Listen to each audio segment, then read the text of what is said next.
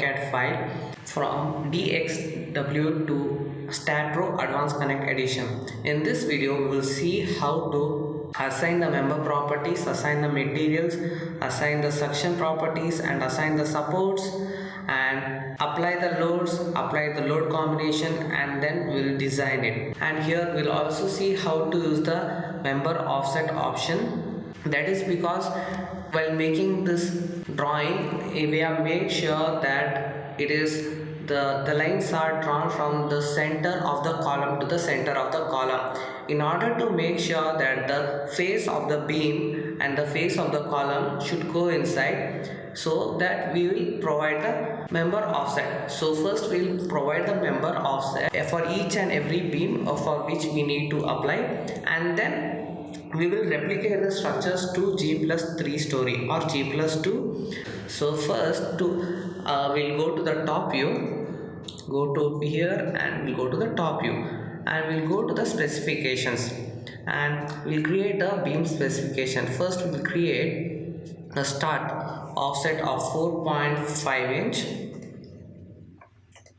and end of 4.5 inch, and now I am going to provide a start of minus 4.5 inch and end of minus 4.5 inch. Remember, I am going to apply only in the x direction, because only in the x direction I need to provide the member offset. And I am going to select these two beams, and I am going to apply the member offset in minus the x direction. You can see the direction over here. I have selected and assigned it to the selected beams, and start minus 4.5. And for this one also I need to provide, so I'll provide start 4.5 and end 4.5 in the positive direction. And now when you zoom in, you can see that when I provide this offset of minus 4.5, this beam has moved, but it has lost its connectivity. So we will add the connectivity. To that, again we will provide a offset, and I'll just specify it at the start and apply it to the selected beams. And now you can see it has got its connectivity back again, and that's it. And here also we need to apply, so I forgot, so I'm going to replicate it. I'll measure this member. It is of 3.7338 in the Z direction. So I'll go to the geometry and I'll use the option called transitional repeat, and in the Z direction 3.7338, and you can see it has been done now. And now we'll go to the properties and we'll define the member properties. And now I'm going to use the member properties in inches. If you want, you can change the units. Go to geometry tab, and here you can go to, if you want inches and foot, and forces as pound and kilopound, go to English. Metric, here are the units. So now I'm going to use the inches right now, but now the weight unit does not matter for defining the cross section. And now I'll define the cross section member, and first one I'm going to add 9 by 9 and 18 by 9, and that's it. And first I'll assign this 9 by 9 inch column. And remember, there is a column of same size 18 inch into 9 inch, and beam size is also 18 inch into 9. We are going to use a standard wall of 9 inch, so we are going to, the thickness of the beam or any column should be 9 inches. So first I am going to specify this 9 into 9 inches. So first these are all the beams. Now we will just create the pattern for this. For that one we'll go to the geometry, and now first I'll just select the node. This is the node, so I'll just select these nodes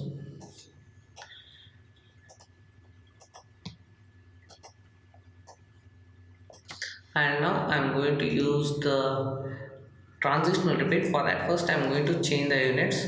I'm going to change it to meters, and I'm going to create it in the Z direction. And 3 first, we are going to make it from the underground level. So first one will be of 1.5 meter, that is 5 feet from the natural ground level below the earth, and these two are the above the natural ground level. So I'm going to link these steps. Okay, and now we'll go to the view and see how it is there. Okay, and now we'll go to the front view from the view tab, and now I'm going to use this cursor, and again I'm going to replicate this one now in the y direction, that is 3, and this one is 1.5. And now I don't need this bottom because I'll add the support over there. Okay, and now we are done. Remember to keep saving the file again and again. Sometimes it get crashed, usually does not, but sometimes. And now we'll go to the properties. We'll change the view back to isometric view, and here we will provide all the beams of same size, that is 18-inch depth and 9-inch height, sorry, 9-inch width. So I'll go to select. I'm going to select the that is the member property, that is a cross section, and I'll choose the all the beams parallel to X and all the beams parallel to Z, and assign it to the selected beams. Okay, now we'll assign the column properties, that is. So I am going to change the one by one view to, because these two are a set of same columns, so I'm going to make a new view, and I'll change the view to isometric, and I'll select this cross section and go to select, and I'm going to choose all the beams parallel to Y, and I'm going to assign it to the selected beams. And now we'll go to view, 3D rendered view, and now you can see that the end face of the beam and the end face of the column are same. This is because it takes the center point of this top beam, that is not a problem, and you can see here it is a flat thing. And now we'll go to the properties, and again now we'll click on display the whole structure, so that whole structure is displayed. And now I'm going to go to the top view, and I'm going to select all this, and I'm going to create a new view. And now I'll select this 9 by 9 inch column and go to select all the beams parallel to Y. I'll assign it to the selected beams. Yes, and now we are done, and we'll go to the view, display the whole structure, go to 3D rendering view, and here you can see the face of the column and the face of the beam are coinciding. That is why we have provided a member offset, and here also we are providing because the wall is coming in between. That is why. And now we'll go to the material. By default the material is specified, but I'll just click and I'll change the compressive strength of the concrete, because usually in the site I'm going to use M20. If you're using M25, M30, you can change it accordingly. M15, usually we are going to use M20, so compressive strength for M20 is 20,000 kilonewton per meter square. And now we'll go to the supports. First I'll create a new support. I'm going to create a fixed support and add, and I'll change the view to front view. Any view you can go, select the support which you have created and select all the bottom points, assign it to the selected nodes, assign, and I'll change the view back to isometric. And now we'll define the load cases. Let us save it first. And now we'll define the load cases. First I will add the dead load, that is DD, and the live load LL, and it is reducible. And I'll add the load combination also, but you can add the auto load combination, but now I'll not use. If you are having many earthquake and wind load, all those things, if you are having different, you can add the different combinations. It will auto generate from the standard codes, from whichever the code you select. And now I'm going to use the normal thing, and for the dead load I'm going to use a safety factor as 1.5, even for the live load, and click on add. And now first we'll go to the dead load. First we'll add a self weight. So self weight we'll click, and we are going to assign it in the minus y direction. So gravity acts in the minus y direction. We'll click on add and go to here and assign it to view. And here we are not creating any slabs, or that is, we are not going to add any plate, because we are going to add only the floor load, and that will be distributed to the beams and columns, which can be used for the analysis and the design of beams and columns. And later in the next upcoming videos, we will see the option advanced concrete design from this STAAD advanced connect edition. After analyzing in this, there we'll see without the plates we can design the slabs over there. So now I'll apply one more dead load, that is the wall load. It will be a member load. So if you are, it will be minus 13 kilonewton per meter. And here we are going to apply the floor load, and we are going to use the slab thickness as 6 inches. Okay, so we know that the RCC concrete unit weight is 25 kilonewton per meter cube, and if you multiply it by 6 you will get 3.75, and we are going to apply it in the minus y range. Y range is the distance from this bottom, that is from the origin 000.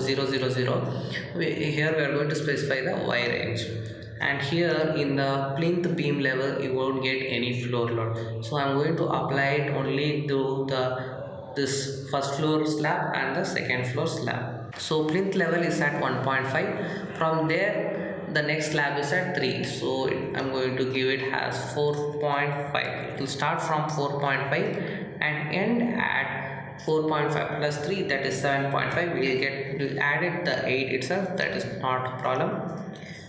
And you can see the floor loads has been assigned. And we'll go to the live load. We have assigned the floor load, that is the dead load of the slab, and now we'll apply the live load on the slab, that is the floor load again. That will be according to Indian standard code, it is minus 3 kilonewton per meter square, and that is in the y range. Here also the floor, that is the y range will be 3.52, and here in the top it is a terrace. You won't get so much of load, that is 3 kilonewton per meter square. So I'm going to create another load and assign it to this floor separately. So actually it is from 1.5. We'll just keep it as 2, otherwise it will take 1.5, that is the bottom floor also it will take. So, or you can just add it, that one also 1.5, and maximum is up to this next, that is 4.5, and apply minus 1 from 4.5 to 7 that is 8, or we can just use the 5 also. And now and in the dead case I forgot to add one more load, that is all the and here will not be in the top floor. You will be having a parapet wall where we will not be getting full load of wall load of 13 kilonewton per meter. So we are going to reduce that load by almost by 60 to 70%. That will come around 5 kilonewton per meter. So we'll add it,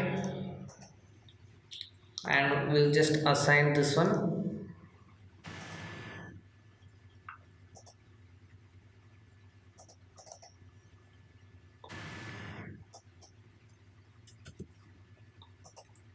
just change this, and this one from 7 till only 8 will apply, and this one is at 1.5, 4.5, and this one is 7.5. So we go for 6 to 7.5. Okay, and now we'll apply the floor, that is the wall load. Columns are also being selected, so I'll go to the front view, or I'll go to the I'll go to the front view and select only the floors, and I'll create a new view,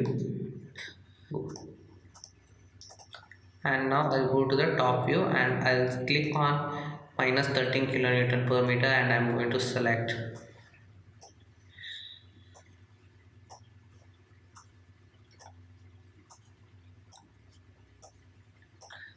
And now I'll go to the isometric to make sure only the beams are selected, and I'm going to assign it to the selected beams. Okay, and I forgot one more thing, and in the top floor usually there will be no load, so I'll have to remove the loads. We'll just remove the load afterwards. So, and now we'll assign a minus 5 kilonewton per meter. So for that one I'm going to the top view again, and I'll select this and this and this, and not this one, and assign it to the selected beams. And then we are done assigning the loads. We'll go to we'll go and display the whole structure.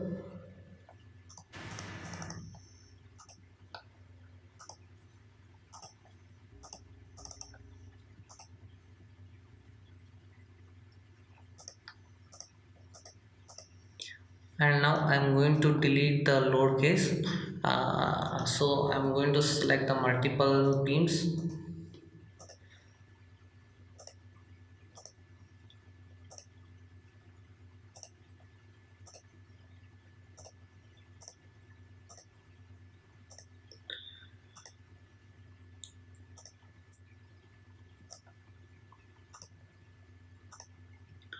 and I'm going to remove this load, a load case of 13 kilonewton. I'm going to select this and I'm going to remove this,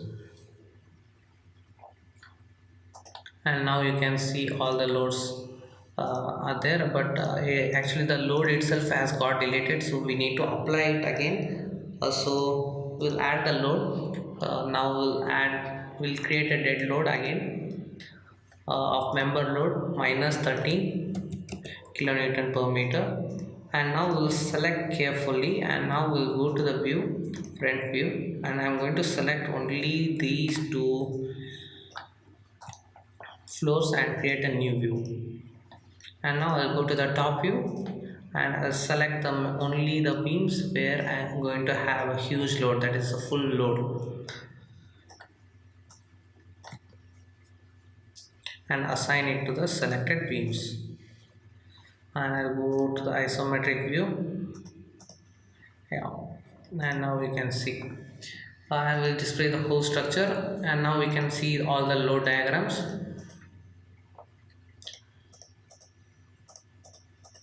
And now we'll save this, and now we'll go to the analysis and we'll create a command, and we'll not print any option now, and we'll click on run analysis. It will give the warning to save the file and enter save,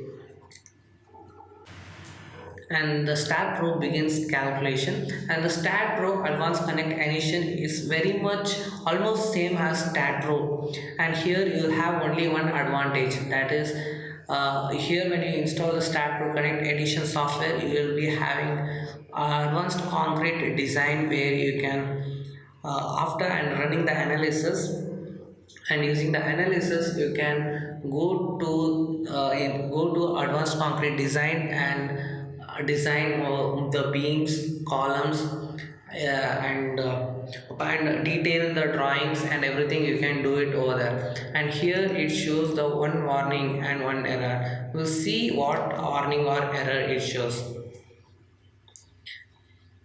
and we'll go.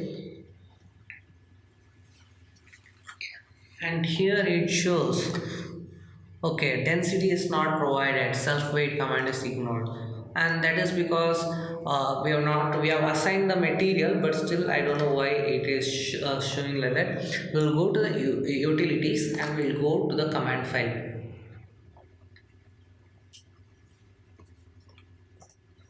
And here in the member property, after the member property, enter the constants all, and material concrete, okay, material concrete all, and remember it should be in capital, and save this. It will reload the file. After saving this, go to analysis and now run the analysis.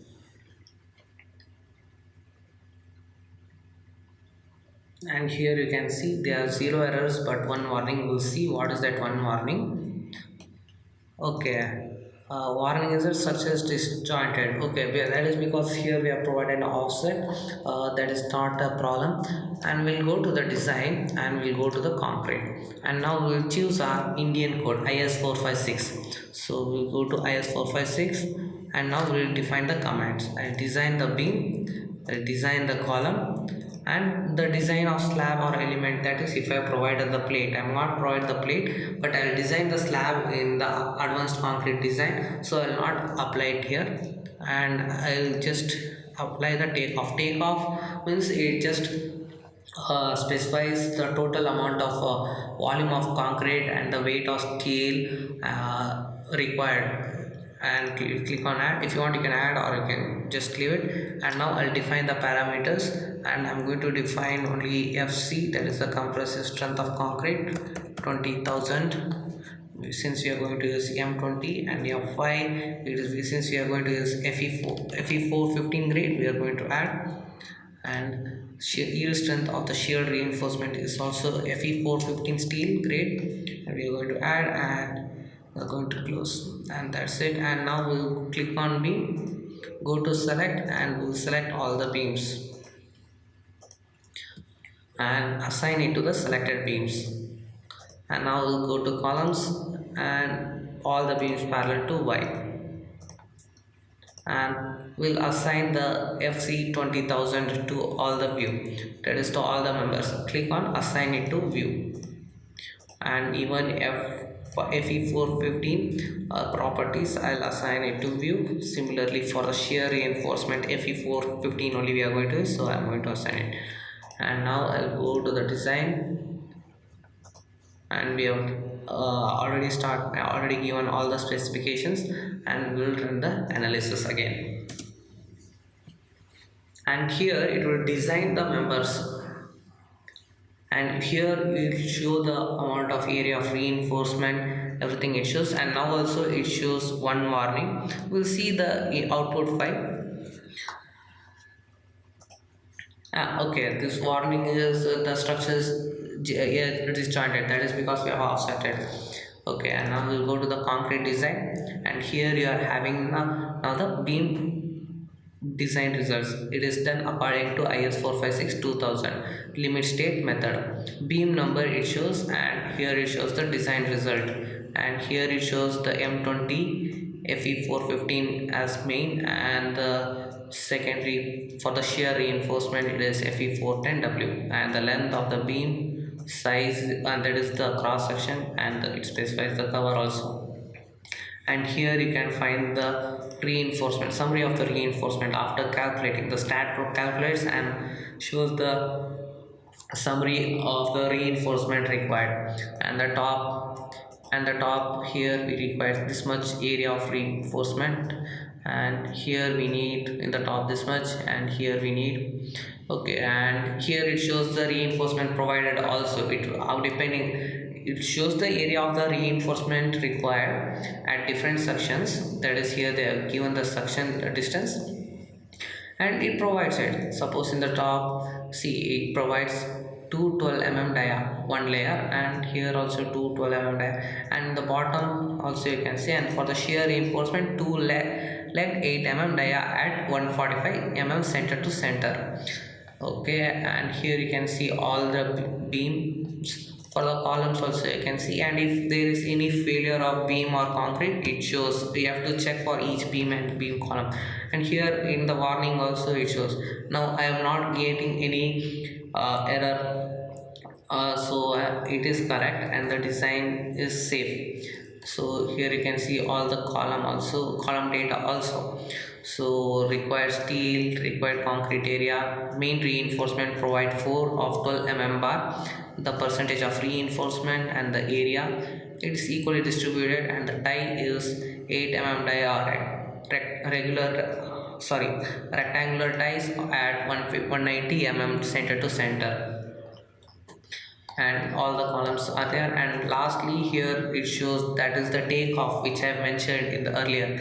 It shows the total concrete volume is required is 34 cubic meter, and bar diameter also they have given. We need 8 mm total of 8796 in newtons, 10 mm this much, 12 mm diameter this much, and 16 mm this much, and that's it. And we'll close this, and in the next video we will see how to use the advanced concrete design and design the footing in the advanced concrete design itself. That is, we will design not only just the footing, beam, slab, columns, as well as the footing. We can design the footing in advanced foundation, STAAD Pro, or in that is STAAD foundation also. We'll just see it in the upcoming videos. And thank you for watching my video, and please do like and subscribe my channel for more videos like this, and comment below for any suggestions. Thank you.